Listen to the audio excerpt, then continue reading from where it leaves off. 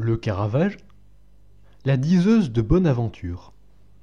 La diseuse de Bonaventure est une scène de genre, un type de peinture qui s'attache à représenter des scènes profanes de la vie quotidienne et qui s'est particulièrement développée dans les Flandres.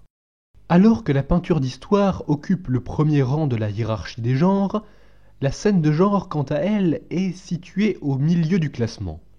Les derniers échelons étant réservés aux natures mortes et aux paysages qui excluent l'homme de leur représentation du monde. Le Caravage est l'un des défenseurs de la peinture de genre, et bien qu'il ne s'agisse pas d'un genre pictural noble, le peintre a réussi à le sublimer par sa technique. Le tableau est inclus dans une commande de Gerolamo Vitrice, qui était attaché au service personnel du pape et qui comprenait deux autres tableaux, le repos pendant la fuite en Égypte et la Madeleine repentante. Pourtant, la diseuse de Bonaventure n'a rien d'un sujet pieux. Cette œuvre exprime le goût du Caravage pour les bohémiens et les vagabonds, ce qui n'est pas sans lien avec sa vie scandaleuse et romanesque. Le Caravage est souvent considéré comme un homme violent, aux mœurs dissolues. En 1606, il tue un homme au cours d'un duel, ce qui l'oblige à passer le reste de sa vie en exil. Deux personnages, cadrés à mi-corps, se détachent d'un fond neutre aux nuances de brun et de beige. À droite, un jeune homme élégant portant épée et chapeau à plumes vient doter son gant, afin de laisser une bohémienne lire l'avenir dans le creux de sa main.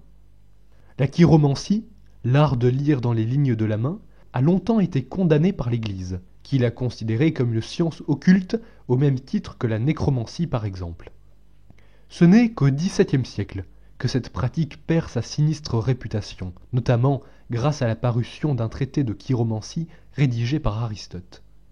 Les deux personnages sont éclairés par une vive lumière qui met en valeur les teintes chaudes de leurs vêtements. La simplicité des formes contribue à l'aspect réaliste de la scène. Les doigts de la bohémienne se détournent de la paume du jeune homme alors qu'elle détourne son attention avec un regard séduisant. Profitant de la naïveté de la victime, la rusée lui subtilise un anneau doré. Cette scène est donc éminemment moralisatrice. Elle met en garde contre les tromperies dissimulées par les apparences de sympathie et contre les actes intéressés. Le spectateur, témoin proche de la scène, est appelé à prendre parti pour l'un des deux personnages, à apprécier la ruse et la malice de la voyante ou à éprouver une certaine compassion pour la naïveté de la jeune victime.